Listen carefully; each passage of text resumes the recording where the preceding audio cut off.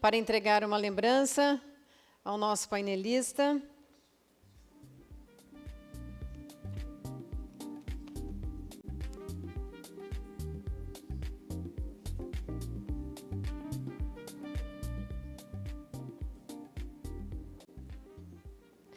Pessoal, a nossa penúltima atividade será um painel de grande importância que vai abordar o tema do risco à prevenção, inteligência artificial como aliada da segurança no trabalho. Para conduzir este debate, convidamos o mediador desta sessão, o engenheiro Guilherme Veiga.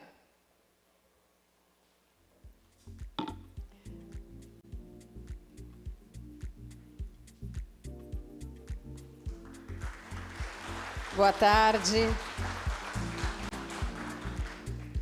O engenheiro Guilherme é engenheiro civil pela URGS e engenheiro de inteligência artificial Brand Bastion, onde desenvolve sistemas de inteligência artificial para análise e moderação de conteúdo. Possui experiência na liderança técnica de projetos de IA, tendo desenvolvido soluções de machine learning e automação para mais de 8.000 usuários na ConstruFlow. Para compor o painel, recebemos os painelistas, a engenheira Sheila Cristina Kell.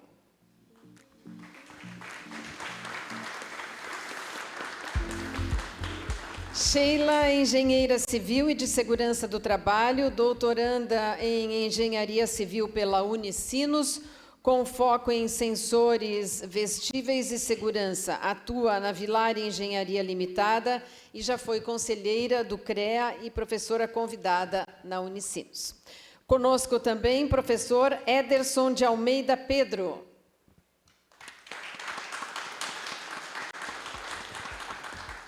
Ederson é empreendedor, fundador da Gáutica e da EtherTech Academy e professor de programação e inteligência artificial, bacharel em sistemas de informação, é doutorando no PPGA da UX e pesquisador em inteligência artificial na segurança do trabalho, com premiação no PNI 2014.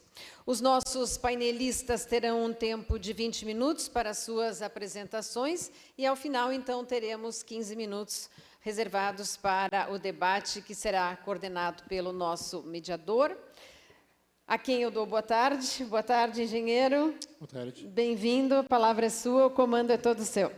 Bom, então, pessoal, eu acho que hoje a ideia aqui, eu estou tanto para aprender quanto vocês, e no final a gente, em conjunto, fazer uma série de perguntas e tentar extrair o maior conhecimento desses colegas aqui.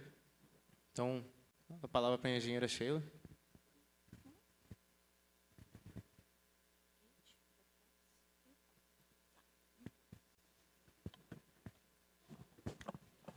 Boa tarde a todos.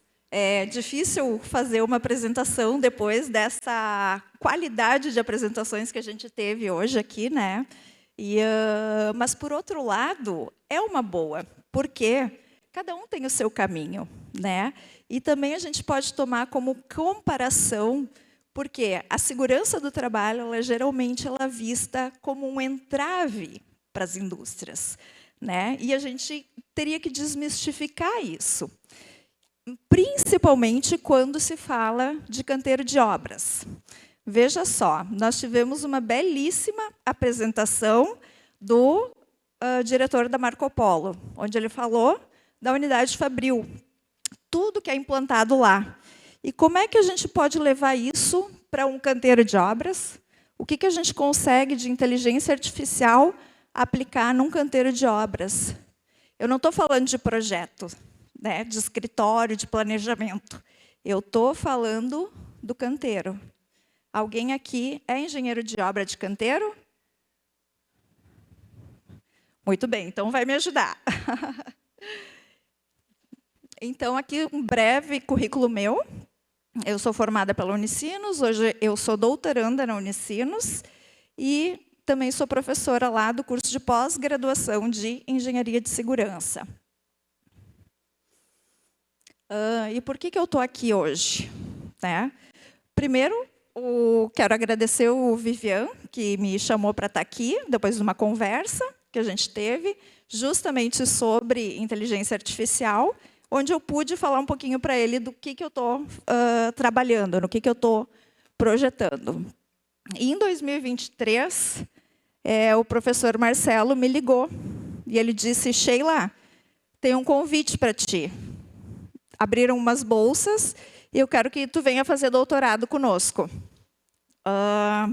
Bom, naquela época eu estava com uma vida pessoal um pouquinho conturbada e eu pensei, puxa, abraçar isso também, mas o que tu está pensando? Porque eu tinha um mestrado, eu tenho um mestrado que foi muito válido, foi muito importante para mim, para a minha carreira, mas ele não estava diretamente linkado ao meu dia a dia. Então, conversando com o Marcelo, ele justamente tinha a ideia de fazer alguma aplicação prática em canteiro de obras, que é o meu dia a dia, que é o meu chão, que é onde eu conheço. E eu me entusiasmei muito. Então, eu decidi abraçar e fazer. Então, qual é o objetivo da nossa pesquisa? Inclusive, eu vou defender sexta-feira que vem. Vamos ver como é que vai ser. Torçam por mim. E nós estamos tratando ou trabalhando com sistemas inteligentes, com a IoT, e Internet das Coisas, e tecnologias vestíveis para monitoramento de riscos na construção civil. Está conectado diretamente com inteligência artificial. Né? Então, é o uso da inteligência artificial para monitorar riscos na construção civil. E como é que iniciou toda essa ideia? Onde que eu aperto a bolinha aqui? Aqui. O intuito, então, foi desenvolver um aplicativo que pudesse prever, de forma preditiva, o risco ao que os trabalhadores estão submetidos. Só que, para isso, tem uma envoltória enorme, tem muitos agentes envolvidos. E aí nós começamos a mapeá-los. Né? E o que a gente chegou à conclusão? Que para um app ser funcional, ele tem que atender alguns requisitos. Ele tem que ter equipamentos suficientes para os usuários. Numa obra, a gente tem um ambiente variável. A gente tem indivíduos que têm saúde diferente. Algum pode ter algum problema, o outro não. E a questão dos riscos psicossociais, que a NR1, que está vindo agora com toda a força e vai ser obrigada a ser implantada em maio de 2026. Como é que a gente trata isso? Também é um dos agentes pesquisados.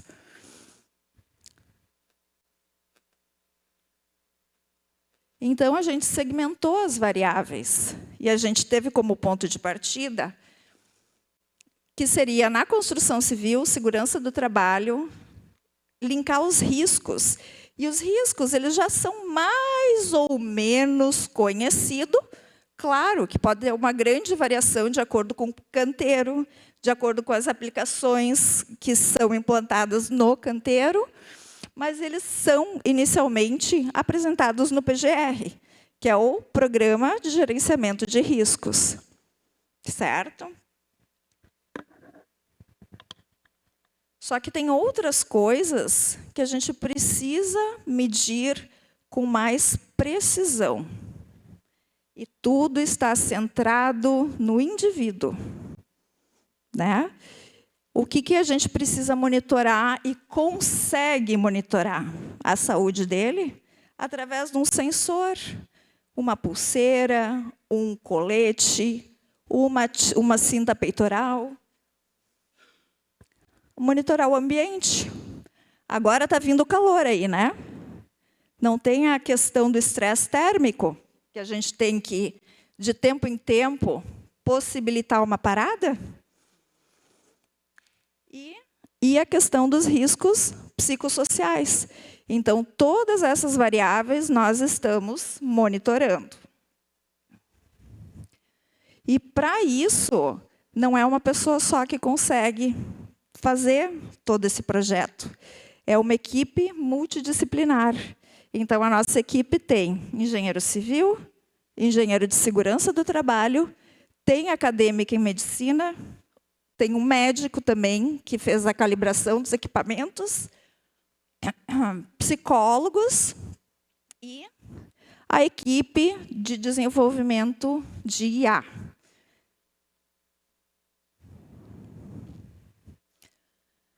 E aí a gente começou a pesquisar o que já existe sobre isso e o que nós conseguimos implantar, o que a gente consegue melhorar. Então, se vocês observarem, essa tabela aqui...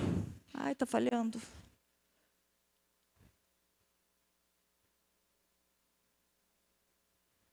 Aqui. Aqui são todos os índices que nós monitoramos. E em vermelho é o que a pesquisa não abrange. E a bolinha verde é tudo aquilo que a pesquisa está abrangendo, que ela está contemplando. Se vocês verem, todos os artigos, todas as pesquisas têm um risco vermelho, tem um xizinho vermelho, que não está sendo contemplado. E aonde que está a inovação aí? Em a gente conseguir juntar todos esses pontos e fazer um monitoramento de todos esses itens.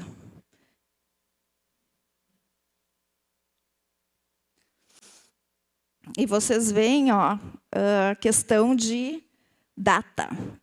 2021 foi uma das primeiras pesquisas nesse setor, tá?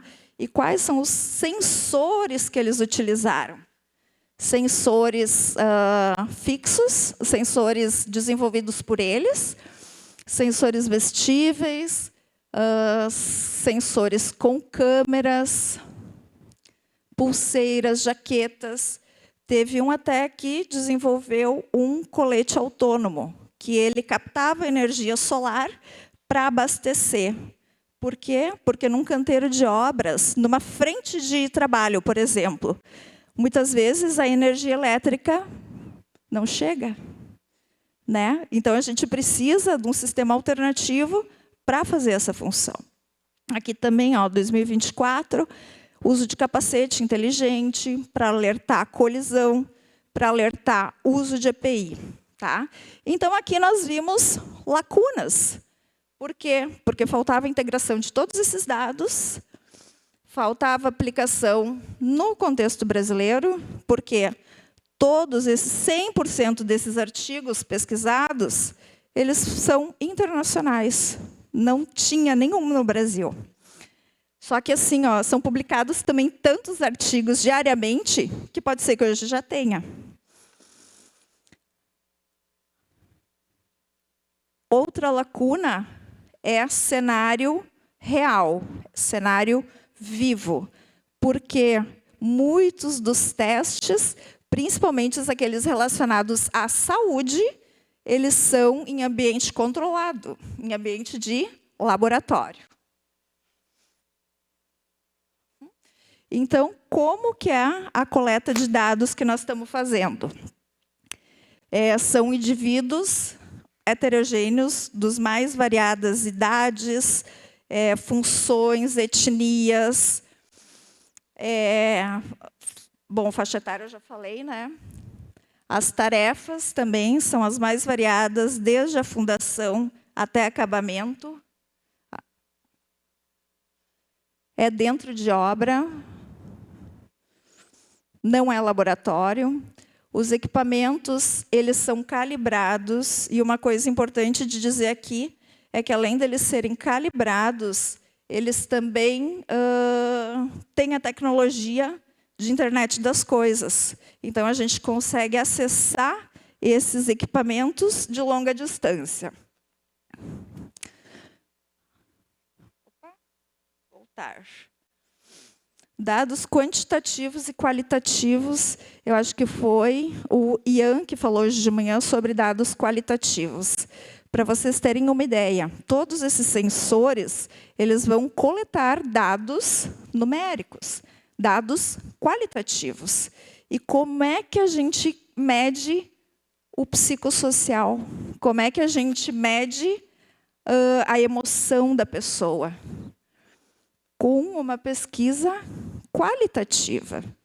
Para vocês terem uma ideia, a gente já está fazendo essa coleta de dados e a gente achou uma situação muito estranha, porque tinha um funcionário carpinteiro e ele teve uma frequência cardíaca muito acelerada em um bom período de tempo, no início das coletas. Aí, depois de um tempo, começou a normalizar. E assim foi indo. Quando nós fizemos uma conversa, nós entendemos o porquê daquele batimento cardíaco descompassado. Porque ele tinha entrado na empresa e ele não estava seguro do que ele estava fazendo. Então, quantas coisas a gente consegue perceber pelo qualitativo? Nem tudo. E uma delas é essa.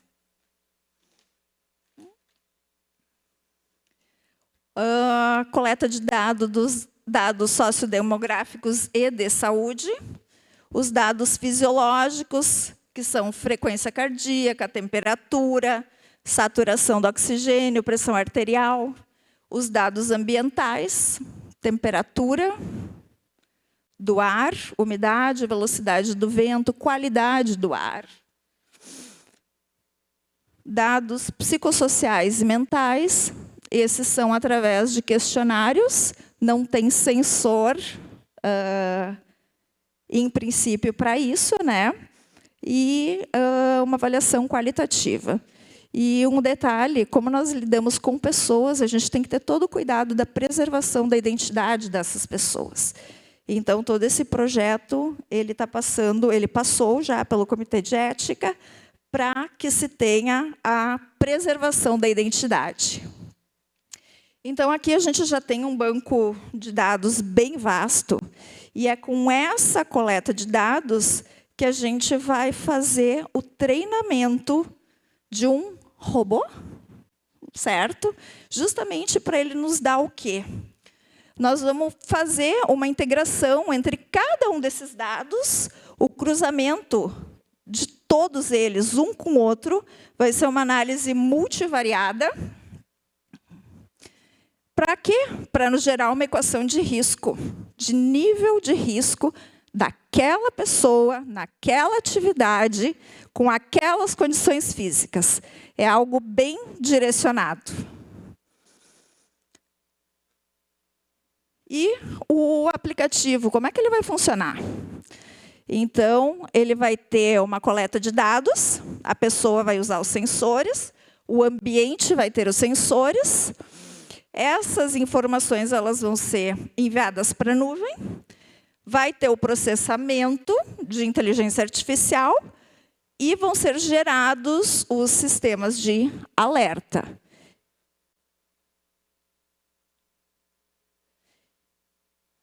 E qual o visual, tanto do usuário quanto do gestor, e daí vai ter o administrador também. Eles vão ter uma tela, um aplicativo, onde eles vão fazer o login e ter as informações suas em tempo real. Esse dado também é privado, só ele vai ter acesso, e os gestores, justamente pela Lei Geral de Proteção de Dados. Vai ter o questionário de segurança e o gestor ele vai conseguir ter um panorama de como que a obra está em termos de segurança. A central de alerta, aí se a pessoa está em risco alto, risco médio ou irrelevante, na verdade, nós estamos usando uma matriz que ela tem 5 categorizações. O perfil do usuário, o monitoramento, né, onde tem as informações ambientais gerais, e o alerta de emergência. Essa tela aqui, isso daqui foi criado por inteligência artificial, tá, essas imagens. Mas reproduz o que dizia a imagem anterior, né? Então, o acesso do trabalhador, do gestor e da emergência. depois, como é que vai funcionar? Todo mundo conhece o Waze, né? O Waze, ele é retroalimentado pelos usuários. Isso daqui da mesma forma, à medida que novos usuários vão usando sensores e repassando os dados para a nuvem, a equação ela vai se redefinindo de acordo com aquele universo, porque também nós sabemos que uma obra é diferente da outra e cada um tem as suas características, e ele vai se reestruturando e se redefinindo. Isso é inteligência artificial também, né? É alimentar, fazer o banco de dados para ter uma resposta. Então, a gente acredita que a inteligência na engenharia vai proporcionar, ou pelo menos nesse estudo, né? Redução de custos, decisões rápidas, monitoramento de ações de PGR, redução de acidentes e as decisões elas podem não serão mais embasadas em achismo, mas sim com base em dados reais. Então, ainda na construção, a gente sabe que tem muitas barreiras, né? A infraestrutura é limitada, a conectividade pode ser instável, principalmente dependendo da localização do canteiro, resistência cultural, o investimento inicial também para as empresas, para os gestores, a conformidade com a Lei Geral de Proteção de Dados e competências multidisciplinares. Essas daqui são oportunidades futuras, esse material vocês vão receber. Não vou falar sobre isso, até porque o meu tempo já encerrou. E considerações finais, então. A inteligência artificial em segurança do trabalho, especificamente nesse projeto que nós estamos mexendo, desenvolvendo, ele não vai substituir ninguém, mas ele sim vai ajudar.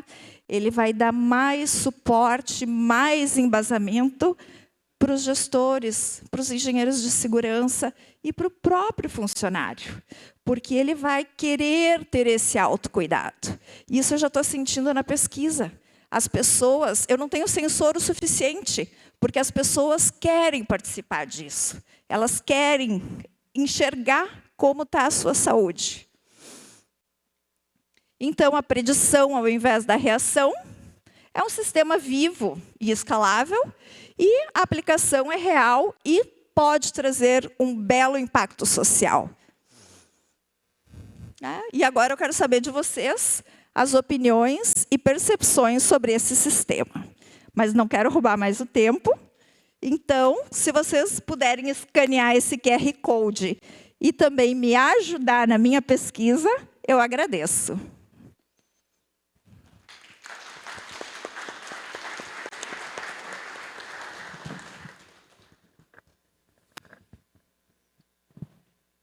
Acho que vamos fazer as duas, depois a gente faz um compilado de perguntas, para a gente não cortar no meio.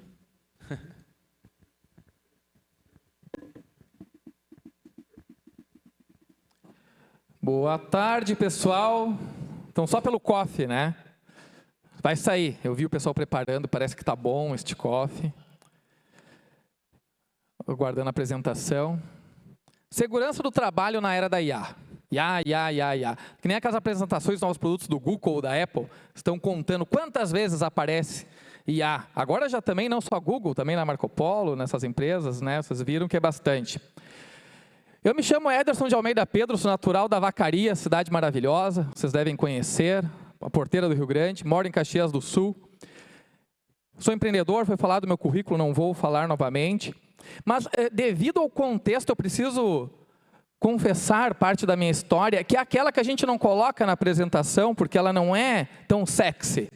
Mas quando eu comecei a minha carreira, eu acho que eu te comentei, em 2002, na indústria, foi na Marco Polo, como soldador. Daí eu estava lá no fundo, sentado, assistindo a apresentação, e vi aqui o diretor da Marco Polo apresentar os novos processos, né, de solda.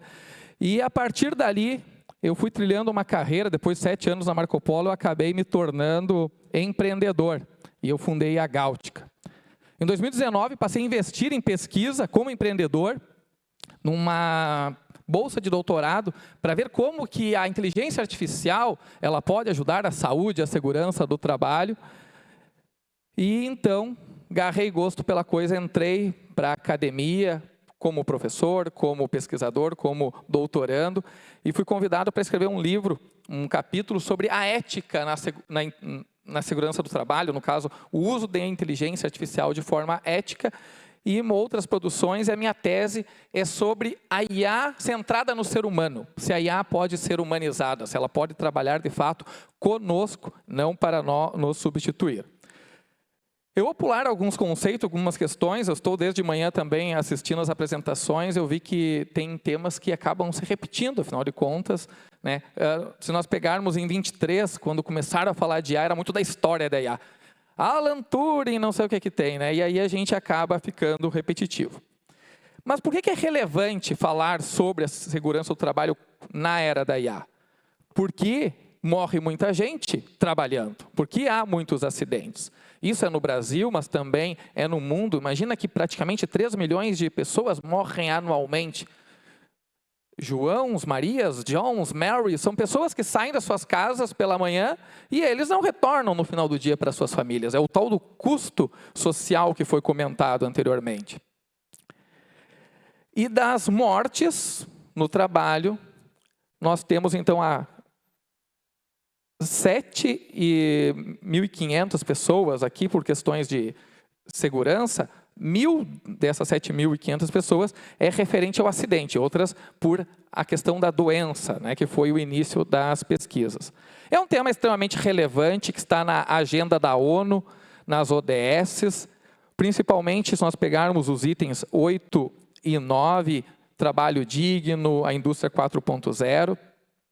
E antes foi comentado também na palestra que nos antecedeu sobre as indústrias 2.0, 3.0, 4.0, muitas empresas realmente falam, né, sobre uma empresa onde é guiada por dados, mas não é a realidade. A realidade é que tem muito papel, tem muito conhecimento que é implícito, ele não está explicitado para que a gente possa utilizar. Falando em conhecimento, fica tranquila para a tua tese, tá? Já passou. Olha o tamanho da banca que tu teve hoje aqui, com certeza, né? Depender de nós, tá aprovada.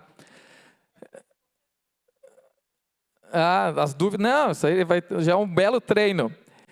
E cada vez mais nós temos tecnologias que tiram o humano de situações de riscos, mas continuam colocando o humano como profissional legalmente habilitado, como a pessoa que está conduzindo a segurança do trabalho. Ao invés de subir em altura para fazer uma inspeção, utiliza de drones. Serviços que demandavam um esforço físico, nós temos exoesqueletos. E cada vez mais, isso já foi comentado, tem estudos que abordam a IA na segurança do trabalho. Segurança do trabalho, que é uma área que ficou por último. A gente avançou muito na produção, em vendas, a gente avançou em várias áreas. E quando eu, inclusive, comecei a empreender em 2009, em 2016 escolhi a segurança do trabalho para fazer transformação digital, para desenvolver sistemas.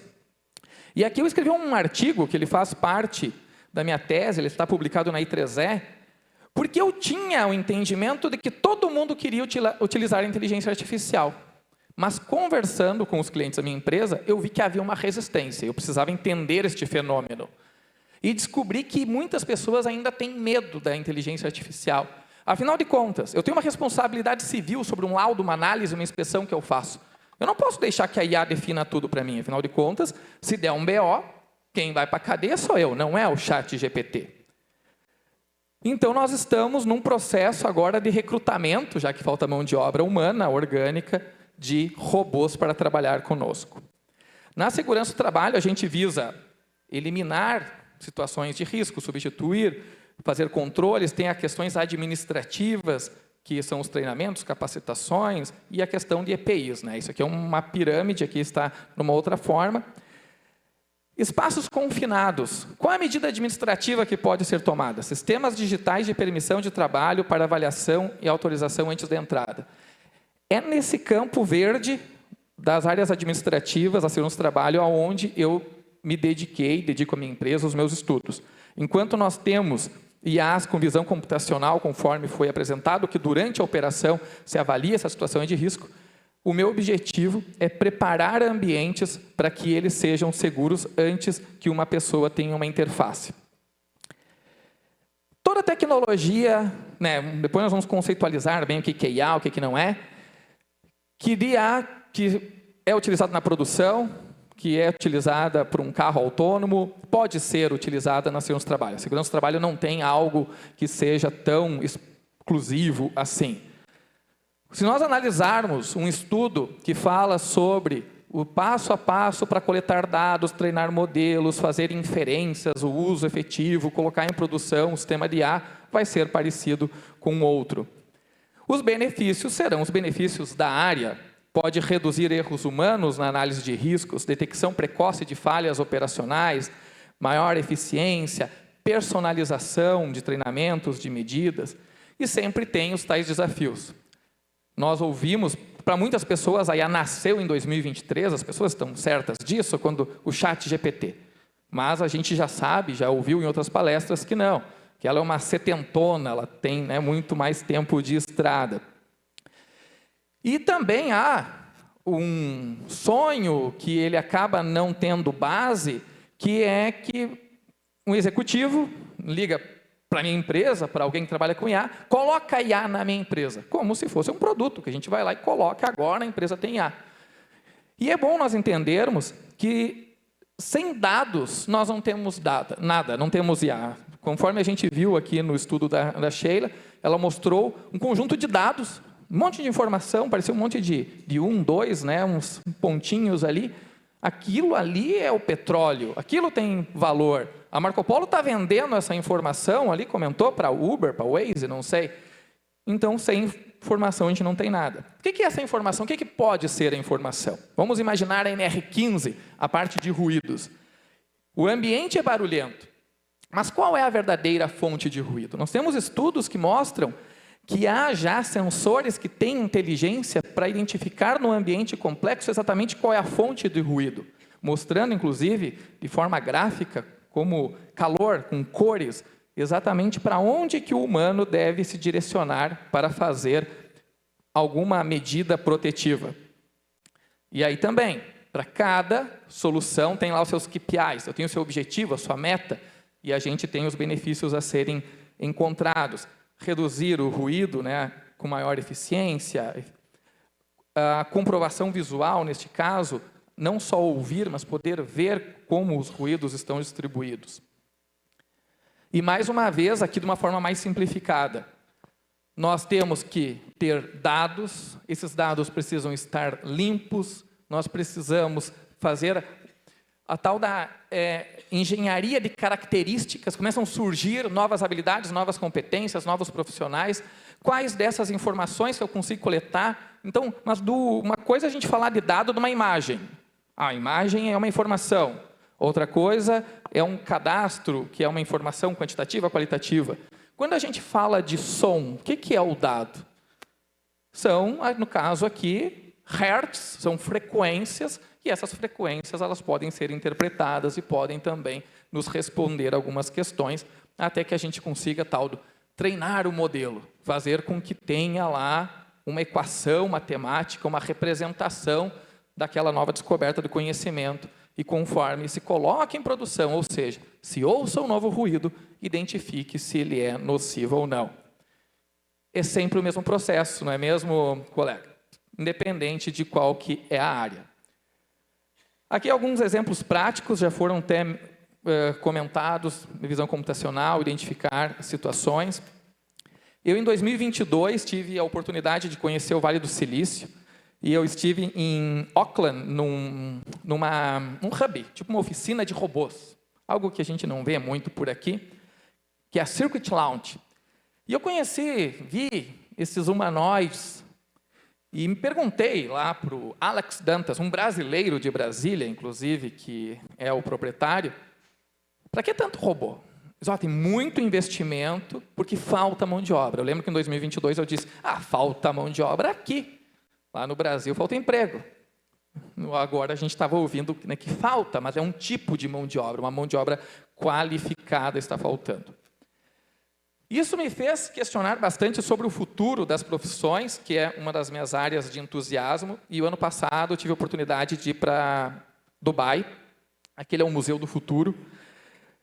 E no Museu do Futuro tem estudos, seguindo os métodos, né, com rigor científico, muitas pesquisas, que tentam identificar, com base no passado, o que vivemos no presente, qual é a projeção, quais são os futuros possíveis para as profissões, para nós ou para os nossos filhos.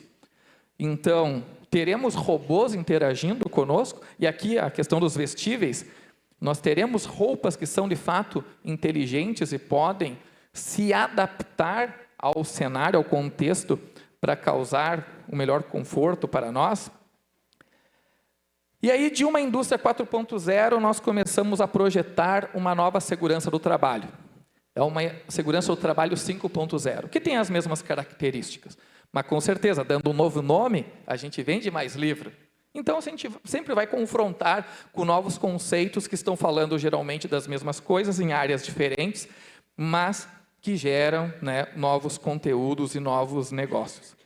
Mas não tem como nós ficarmos falando tudo isso sem criar bases do que é, o que não é inteligência artificial. Ah, Ederson, todo mundo sabe. Será?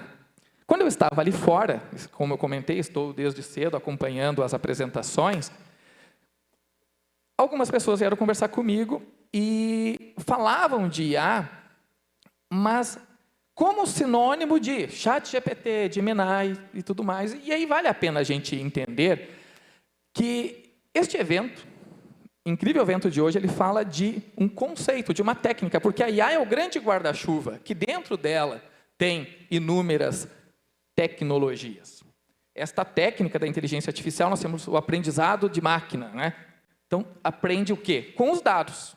E depois o aprendizado profundo, que busca imitar o que o nosso cérebro faz. Quando nós falamos daquilo que comentávamos antes, do ChatGPT, do Gemini, do não sei o quê, note que ele está dentro da técnica, aqui dentro de outra técnica, e nós temos aqui, né, os grandes modelos de linguagem, os modelos de difusão. Então, quando a gente utiliza a geração de uma imagem, criação de uma apresentação, cada uma dessas, né, ou destes artefatos gerados, estão dentro de um novo universo de inteligência artificial. A técnica é o grande guarda-chuva, as tecnologias é o que dão vida para isso. E a inteligência artificial, ela se provou forte em trabalhar contra ou reduzindo os vieses, os ruídos no julgamento humano. Imaginem vocês que um juiz, vocês precisam ir para um processo trabalhista. Vocês são, no caso, o réu, né, que está sendo julgado, e o juiz é colorado. Bom exemplo, né? Deu tudo errado para o colorado. Será como é que está a cabeça desse juiz?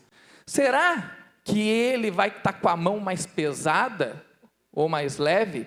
E pior, o julgamento é às 11h30, logo antes do almoço, e ele também está com fome.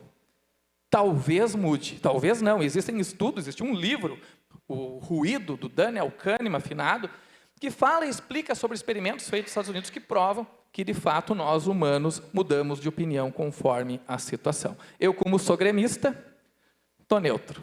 Mentira, estou torcendo contra. Mas nós temos aqui outras tecnologias que começam a se relacionar, afinal de contas está validado, a inteligência artificial sim pode ser utilizada.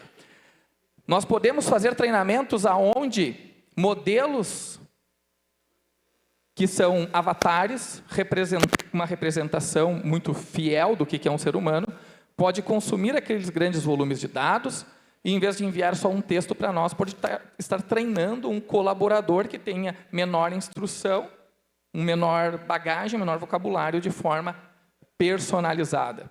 Nós podemos simular ambientes, conforme já foi apresentado, para não expor o humano ao risco efetivo. E existem muitas técnicas. Tem técnica de otimização, heurística, baseada em regras, às vezes, né? A IA generativa lá, o tal do ChatGPT.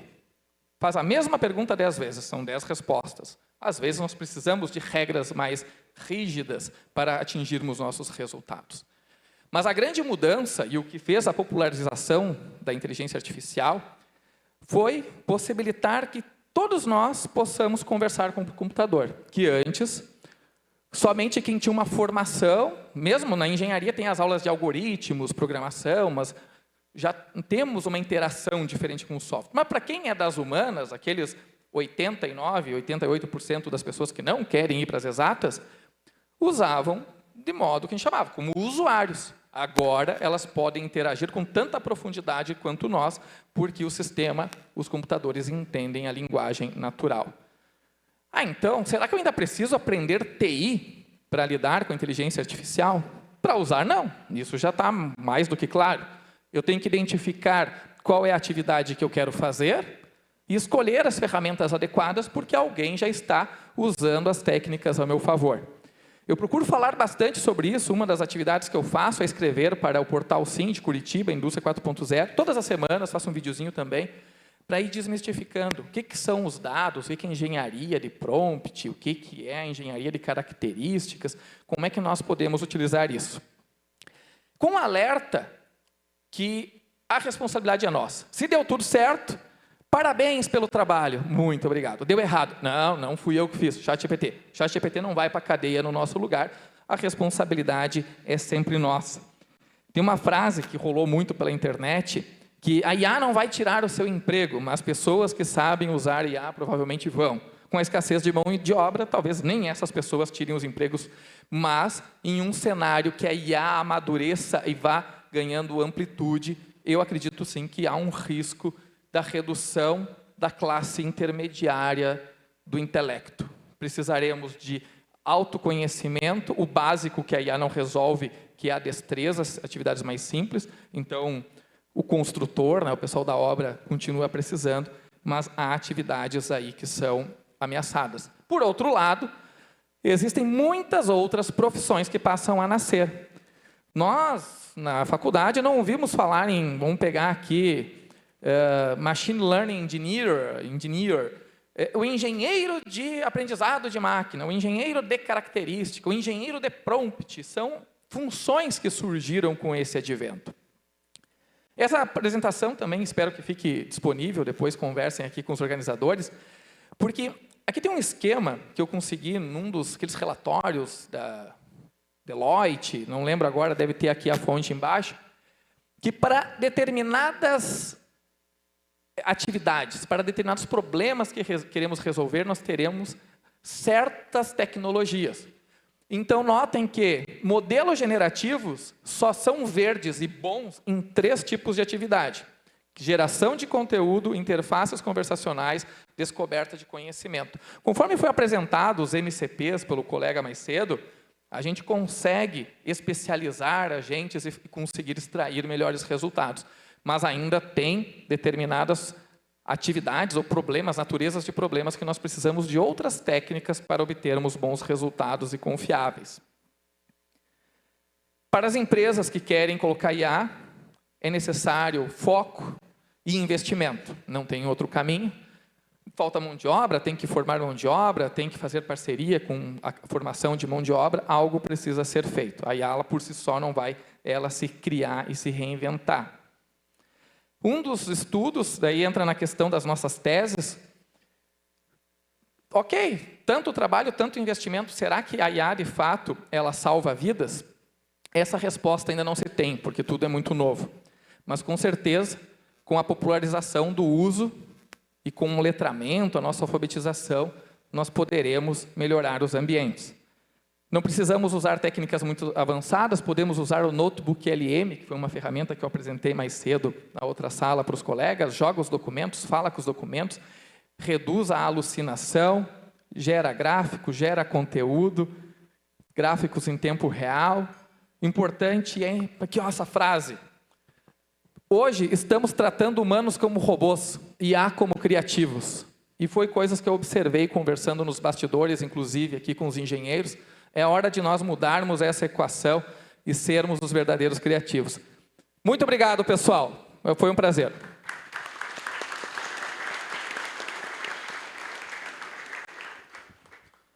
Bom, obrigado, Ederson. Eu queria fazer 2 perguntinhas rápidas, depois já libero para o pessoal também. Sheila, eu queria perguntar primeiro, uma dificuldade que eu tenho diária, realmente, acho que o Ederson falou bastante sobre isso agora, e tu também abordou bastante isso no desenvolvimento da tua pesquisa. Eu acredito que uma grande parte, se não a maior parte da tua pesquisa, seja voltada para a aquisição dos dados, né, para a coleta dos dados, e a parte de processamento, ela acaba sendo uma cereja do bolo no processo todo da pesquisa. Eu imagino que a tua pesquisa ela seja tem uma interoperabilidade boa entre diferentes obras, um prédio de 15, de 17, enfim. E o que tu teria de facilidade a mais na tua pesquisa, que tu poderia dedicar de mais tempo para o processamento, tendo o dataset, né, já um dataset público ou um material open source que tu pudesse consultar? Então, eu sinto muita falta hoje de materiais no contexto brasileiro, como tu bem trouxe, que nos ajudem a treinar os nossos modelos e dedicar muito mais tempo à análise, ao foco que a gente quer dar ao modelo de IA que nós estamos treinando, do que a parte operacional da coleta de dados mesmo, né? E o que a gente pode fazer para disponibilizar mais dados? Acho que a academia e ambientes como esse que o Senge proporciona são ideais para a gente debater esse assunto e levar mais conhecimento de forma acessível para mais gente, né?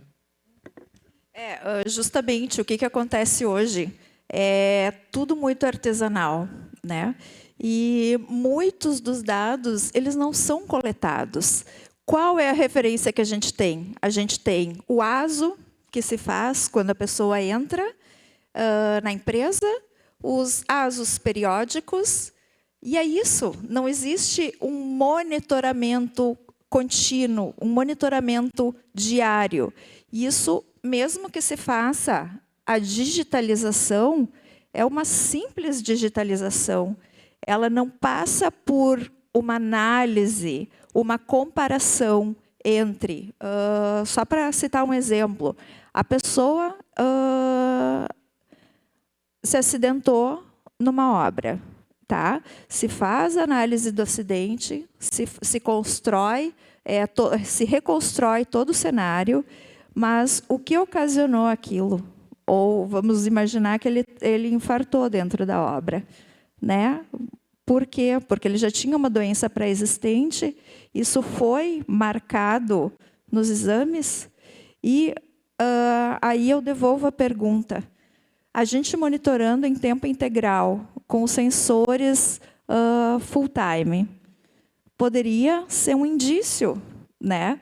Poderia, além de fazer esse mapeamento, gerar essa base de dados, além disso, a gente consegue ter uma previsão, ter um histórico.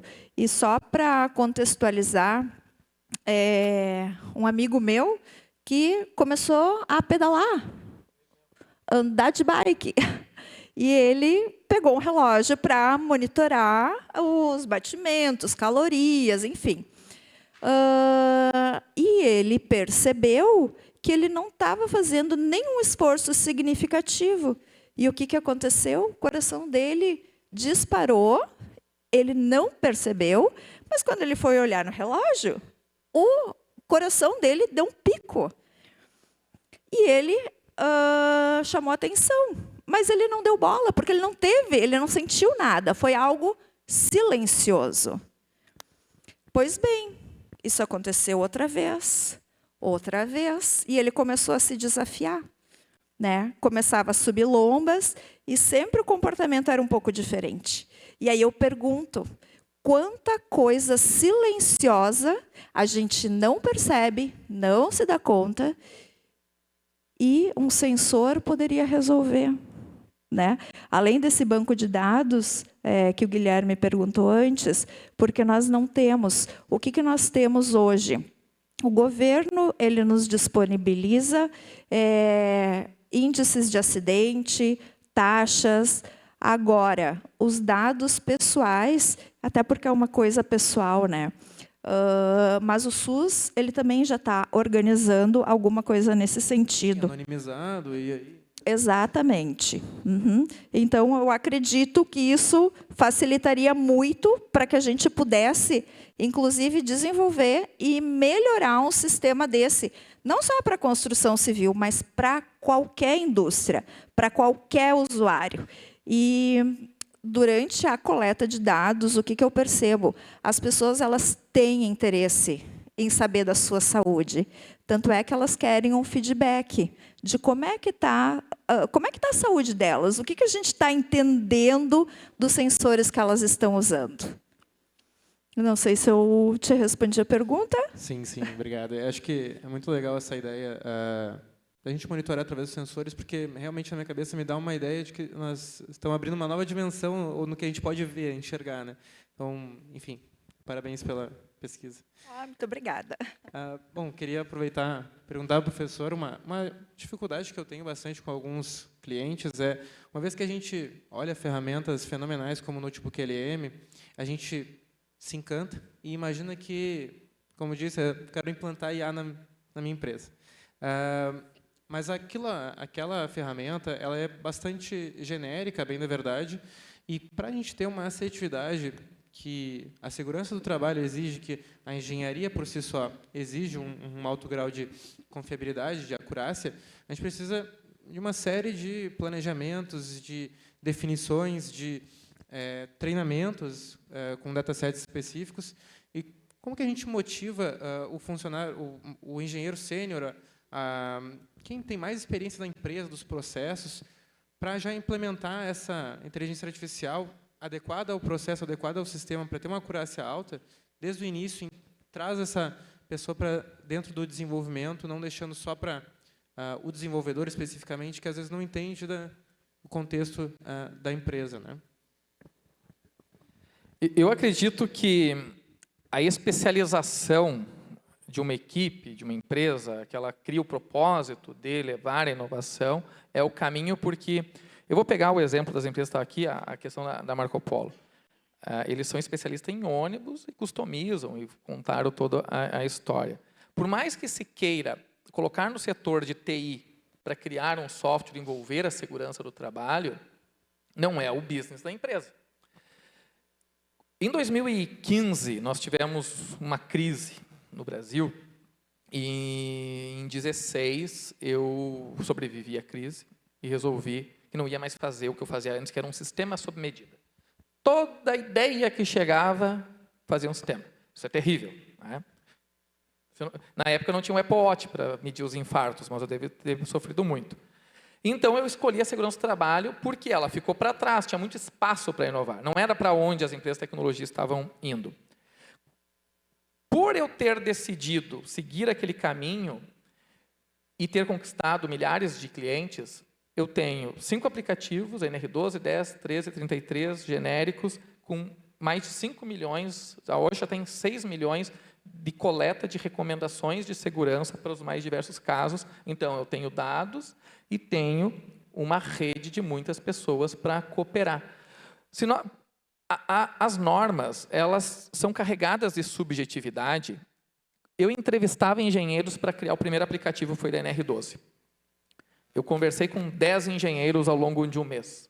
Eu vi 10 relatórios diferentes e eu tenho 10 entrevistas completamente diferentes. Se eu ouço se limita àquele viés, àquele contexto. E aí a gente falou de vieses antes, né? Fiz a brincadeira ali, eu vi que o pessoal gostou, cutucando o amigo. Quanto mais pessoas participando, melhor. Mas como se faz isso? Nós temos um conceito que é o conceito do Wikinomic, a economia do compartilhamento, que é o que o Wikipedia faz, é o que o Twitter faz, o YouTube. O YouTube não faz vídeo, ele tem o compartilhamento de conhecimentos. Então, o Estado está falhando em nos fornecer dados, talvez sejam associações, sindicatos, instituições, empresas, nós, né, os civis, que possamos fazer com que muitas pessoas opinem referente a determinados assuntos, e aí sim, uma análise, usando técnicas de ciência de dados, a gente tira insights, descobertas, para buscar o ótimo, que é uma busca infinita, porque a gente nunca chega lá, né? Obrigado. Bom, queria abrir para... Já tem... Bom, para Sheila, em primeiro lugar. Você não falou a respeito de sensores de aceleração, de vibração, se não me engano. E lá perto de você tem o Senai, de Novo Hamburgo, professor Zaro. Esse cara entende. Ele pode procurar por ele para ver quais são. Ele tem toda uma... Ele mede tudo de vibração do corpo humano. É interessante conversar com ele. Então, eu quero a dica, porque assim, ó, nesse primeiro momento a gente não consegue pegar todos os fatores, né? Então, a gente está indo por partes, mas uma das partes é vibração, ruído, tem a questão ergonômica, então, enfim, tem uma infinidade de riscos que a gente precisa ainda coletar e pesquisar. E, inclusive, quero convidá-los, quem quiser continuar o projeto, faça, venha, fica aberto o convite para ir para a Unicinos, fazer especialização, fazer mestrado, fazer doutorado, para colaborar também com esse projeto. E depois eu quero contato. Ok. E para o Júlio... É tão bom o cara chegar no ambiente de trabalho, o cara chegar lá com EPI, com cuidados, pessoas treinadas e tal. Por que é tão difícil chegar nesse ponto, gente?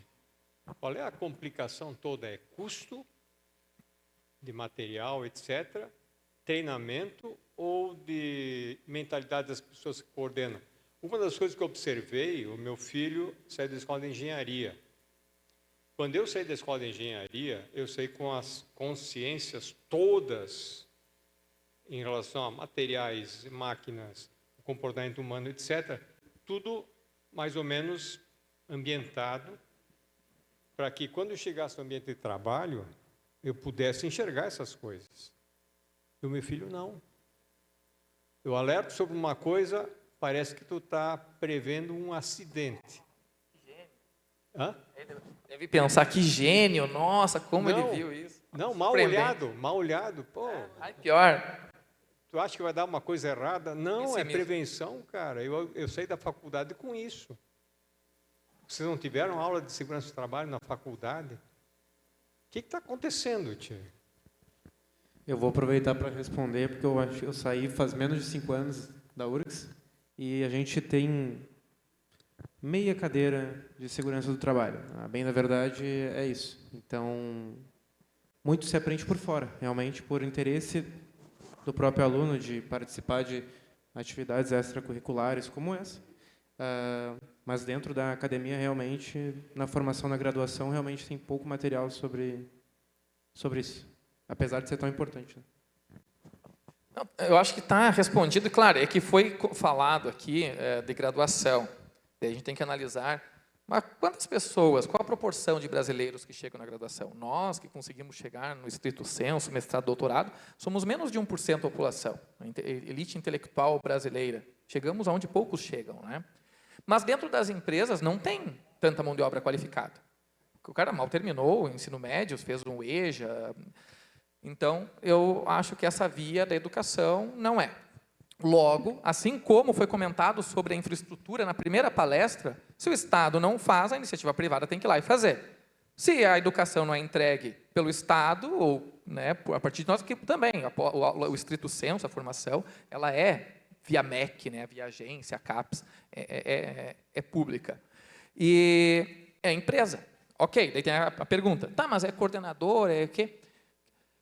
É muito complexo, porque nós estamos... Primeiro, é um recorte, a gente está falando de Brasil. O Brasil tem uma das seguranças do trabalho, normativa, mais rigorosas do mundo.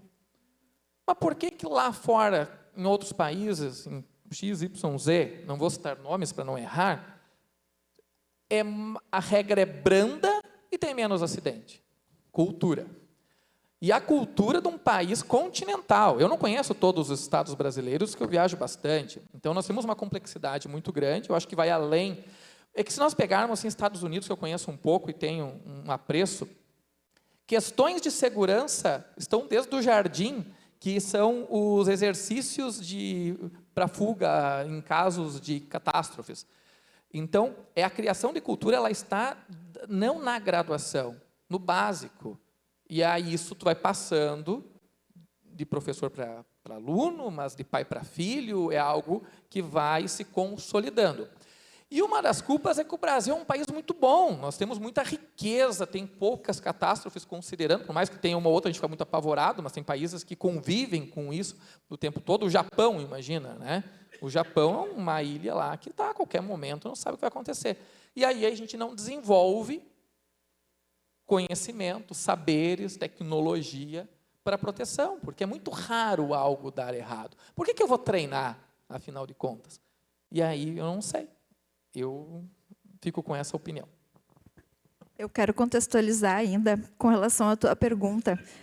Quando eu fiz a engenharia, a segurança do trabalho era uma disciplina e era opcional. E agora eu pergunto, engenheiros, qual é a responsabilidade que se tem? Cada um, eu faço obra, e se eu faço obra, eu tenho que proteger o meu canteiro. Eu tenho que ter uma noção mínima. Eu não preciso saber tudo.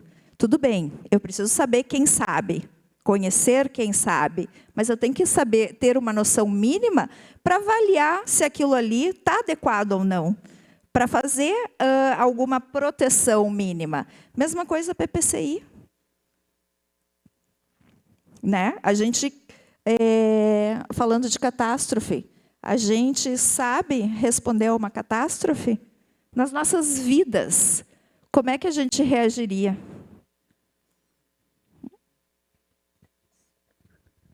Última perguntinha? Boa tarde. Tem que ficar muito claro, do meu ponto de vista, que a Faculdade de Engenharia se prioriza por formar técnicos. Eu fiz a graduação na URGS, na Engenharia Mecânica, e nós tivemos uma cadeira de tópicos jurídicos sociais que é muito interessante, porque a lei é única, ela tem que ser interpretada de forma imparcial, e todo profissional tem que garantir confidencialidade. Por isso que é importante também considerar a imparcialidade e a confidencialidade na análise de dados. Isso é muito importante. E eu entendo também que o trabalho na segurança do trabalho, na segurança das pessoas, tem que ser acompanhado da gestão de recursos humanos. Eu, como engenheiro, na minha vida profissional, sempre levei bastante a sério a gestão de pessoas, a gestão de RH. Porque muito também, para não dizer quase tudo, a conscientização, a prevenção. As pessoas saberem por que tem que prevenir o risco, que é importante elas cuidarem das suas vidas. E eu acho que a análise de dados, para analisar tendências, tudo é importante. Mas vai muito mais próximo, eu entendo, a segurança do trabalho da gestão de RH. Isso tem que ficar bastante claro, no meu ponto de vista, né? Respeito ao posicionamento diferente dos outros, né? Mas, sem uma efetiva gestão de RH, é muito difícil prevenir acidentes, do meu ponto de vista.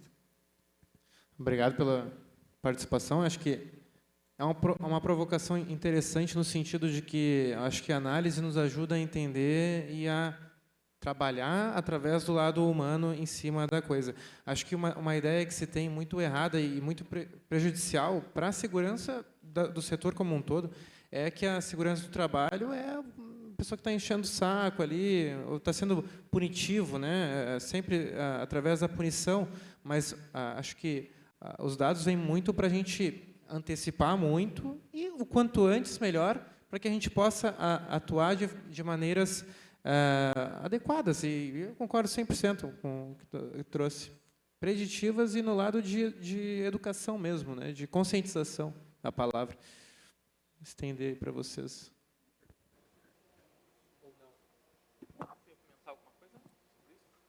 Não só agradecer a colaboração, porque a gente falou muito de tecnologia e não falou de pessoas, né? Eu acho que, em resumo, é isso.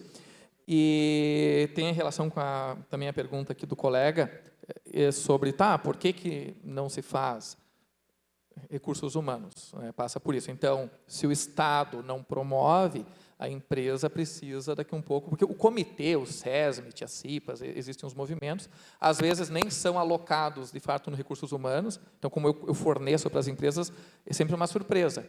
Quem está qual setor para a gente fechar negócio? Raras são as vezes que é o recursos humanos. Geralmente fica numa parte de produção e tal, né? E, inclusive, é o primeiro setor a cortar custos em casos tipo a taxação, né, que a empresa está sufocada. Obrigado só pela contribuição. Bom, pessoal, deu nosso tempo, mas estaremos por aí, tomar um cafezinho ali em conjunto e podemos continuar esse papo que está bem legal. Uma salva de palmas, pessoal. Muito obrigada. Excelente debate. Eu gostaria de convidar agora o diretor do SENGE, engenheiro Tadeu Rodrigues, para entregar uma lembrança aos nossos convidados.